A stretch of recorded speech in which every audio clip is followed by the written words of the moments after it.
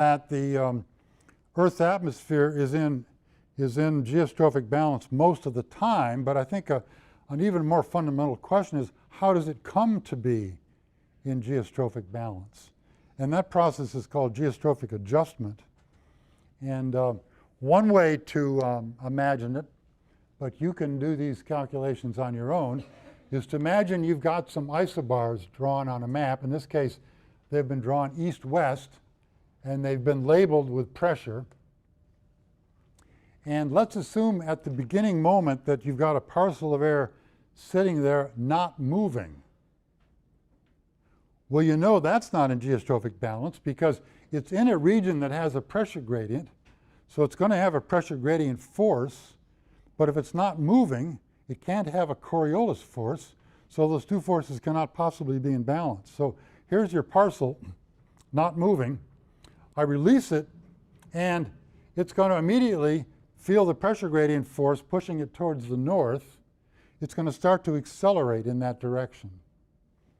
So as the minutes and hours tick by, it's going to, starting with 0 speed, it's going to have then maybe 1 meter per second, 2 meters per second, 3 meters per second.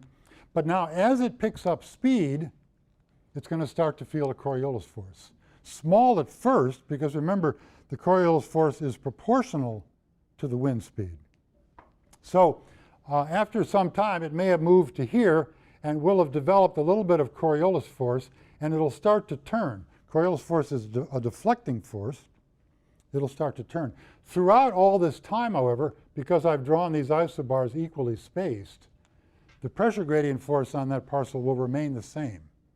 So it's always being pushed to the north by the pressure gradient force, but as it moves and accelerates, it turns and accelerates and eventually ends up moving east with a speed that will give it an equal and opposite Coriolis force and pressure gradient. So that process of geostrophic adjustment usually takes about 12 hours in the atmosphere.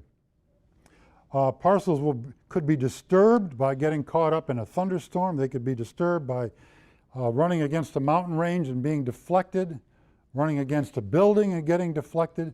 But then as the hours pass, it naturally tends to want to return to a state of geostrophic balance. It's a natural tendency in the atmosphere for the wind to try to readjust itself to geostrophic balance. What you might do is leave a couple inches in your notes and either redraw the isobars with some other orientation and repeat the experiment, or to be even more confusing perhaps, start that parcel off in some arbitrary direction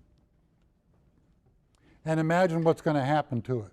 If you start it off with some speed, it's going to have a Coriolis force, but it's going to be in the wrong direction for geostrophic balance. Then follow that parcel just with your little sketch and see how it is that it loops around and eventually reestablishes geostrophic balance. It'll always get there. No matter what direction you start that parcel, it'll loop around in such a way that it'll eventually end up in geostrophic balance. So do some practice on that. Any questions on this process of geostrophic adjustment? Same thing happens in the oceans, by the way. The Coriolis force acts on ocean currents, and ocean currents are even in a more rigorous state of geostrophic balance than is the atmosphere. So these same principles we're learning now apply to ocean currents as well. It's ironic that this Coriolis force, which is so small that we don't notice it in our everyday lives, yet has this kind of dominant force on a larger scale. Yes? What are the arrows going up and down and then right by airflow and starting the curve? Like, what do those represent? These? No, like on the Coriolis. Yeah, okay. So this one is the pressure gradient force. And I don't know why they've changed it. The artist wasn't careful here, but this pressure gradient, because these isobars are equally spaced, 4 millibars and 4 millibars, this pressure gradient force should be the same always in this diagram. And this one is the Coriolis force. Notice it's always at right angles to the motion vector. So when the parcel's moving in that direction, Coriolis force is like that.